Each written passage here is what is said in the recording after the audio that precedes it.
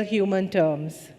For the government, the gender dividend means recognizing, and I should say valuing, women's unpaid contributions and treating their participation as central to labor supply, productivity, revenues, innovation, and resilience.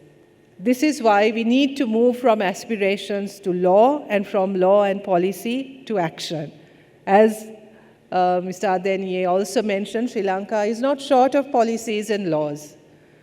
But what needs to happen has always been and continues to be a challenge is the better coordination and ensuring that the pieces fit together in a way that makes sense for people and for communities. This is, I think, an area where we really need to focus on, because policy development and even legislative development has happened over the years. But whether we have invested as much in ensuring our institutional capacity and our human capacity to actually deliver on those policies and laws is, I think, somewhere where we really need to work harder.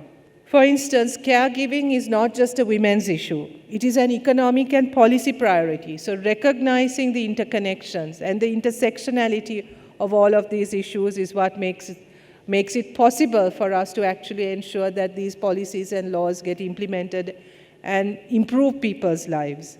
Enabling women to balance work and caregiving, not that I think that balance is ever possible, but at least recognizing that that's something that women and girls have to deal with on a daily basis is essential for national progress. Closing gender gaps would increase Sri Lanka's GDP. This is not only a social goal, but an economic strategy that strengthens family well-being and national development. Participation in the economy must be matched by participation in public life. Women's political participation representation has improved, with 25% local government quota and more women in parliament than ever before, a level of elected participation we have not seen until now. Equally important, we must acknowledge and celebrate the countless grassroots women who are for the first time on this scale actively engaging in politics, from organizing communities to campaigning and advocating for change. Yet, barriers remain. Party gatekeeping, financial exclusion, time poverty from unpaid care work, discrimination in law and practice, and violence, including online abuse. These frictions, these tensions must be addressed, and I hope today's research evidence will guide state institutions in sequencing, prioritizing, budgeting, and delivering effective solutions. Please allow me to highlight 6 priorities where today's findings can guide us. First, the National Policy on Gender Equality and Women's Empowerment sets the framework for action, and the Women's Empowerment Act, number 37 of 2024, establishes the National Commission on Women, which hopefully will get going very soon, and complaint mechanisms ensuring that rights are not just words, but enforceable. Political pathways, legal reform, care, digital safety, and climate resilience are exactly what this Commission must prioritize. Secondly, safety and dignity are non-negotiable. The multi-sectoral National Action Plan to address SGBV 2024-28 is underway across 13 sectors. The findings on technology-facilitated GBV point us to practical steps: standardized survivor-centered protocols across police, health, social services, and education, clarify reporting and response times, and ensure accessibility in Sinhala, Tamil, and English so that no woman is forced to relive trauma to be believed. Thirdly, the care economy must move from footnote to design principle. Time use evidence confirms what families already know. Women's time sustains the economy, and when care is invisible, progress stalls. The Economic Transformation Act sets measurable targets for female labor force participation, giving Treasury and line ministries a clear mandate to budget for childcare, elder care, and workplace flexibility as infrastructure for jobs and productivity. But we also need to understand that concepts such as these, especially workplace flexibility, can often be class biased, and not all women will be able to access these services in the same way that policymakers imagine. Our submissions to CEDAW also acknowledge the need to professionalize the care workforce. As the new National Social Protection Policy is rolled out, we will align care services, training, and financing so that recognition of unpaid care work is matched with practical relief and pathways into paid quality care work. Today's findings will help us integrate this into standard measurements and identify catalytic models to pilot. Fourth, the law must work for people. The Women's Empowerment Act is a bridge, but gaps persist across family, labor, and procedural law.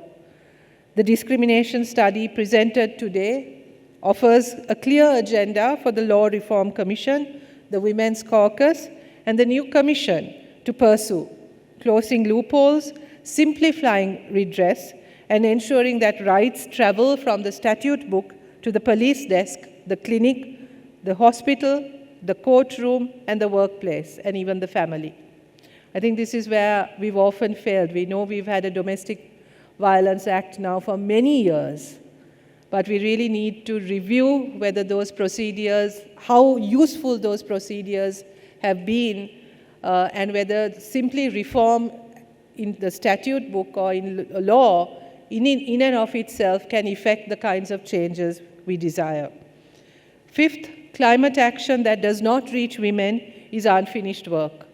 The NDC Implementation Plan 2021-2030 embeds gender integration and social inclusion, and the ongoing update of the National Adaptation Plan will deepen this. We know where reach fails: assets, finance, extension, and early warning, and therefore where climate finance must be targeted if resilience and livelihoods are to rise together.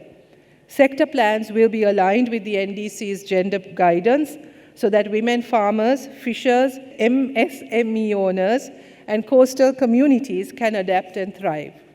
Sixth, as we build an ambitious, or we hope to build an ambitious digital economy by 2030, inclusion and safety must be part of the blueprint, not added later. The National Digital Economy Strategy 2030 outlines how digital can power growth, services, and jobs. Standards with platforms, regulators, schools, and employers must include digital citizenship in curricula, reporting channels that work, and space for women to lead in innovation. As I said on International Women's Day, Sri Lanka needs a free environment where women can lead, contribute, and innovate. That is how we build a knowledge economy. Tying these threads together is our first National Social Protection Policy with its life cycle approach. The forthcoming National Social Protection Strategy gives us the opportunity to integrate today's evidence directly into delivery systems that build resilience, not fragmentation. So a woman can take a job because childcare is affordable. So a farmer can withstand a climate shock because insurance and credit are within reach.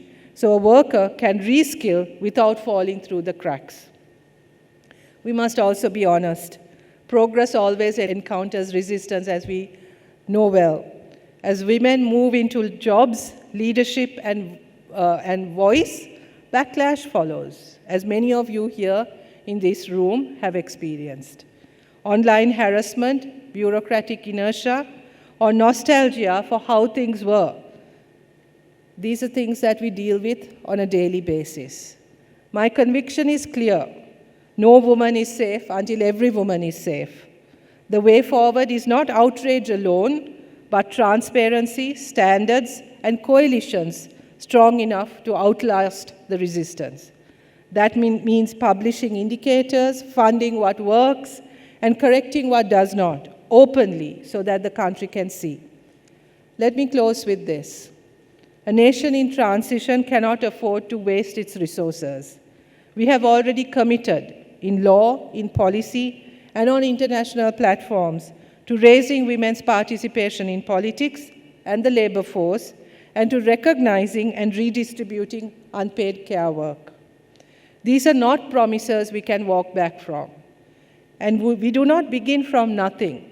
Generations of Sri Lankan feminist movements and women's rights activists have paved the way for the progress we speak of today. We stand on shoulders of many giants. They have challenged discriminatory laws, pushed for quotas, fought for labor rights, and insisted that gender-based violence must be named and addressed. Their courage and persistence reminds us that the gains we inherit are not gifts, they are victories won through struggle. And this is a lesson that we must pass on to future generations, that the struggle has not ended and that the work must continue.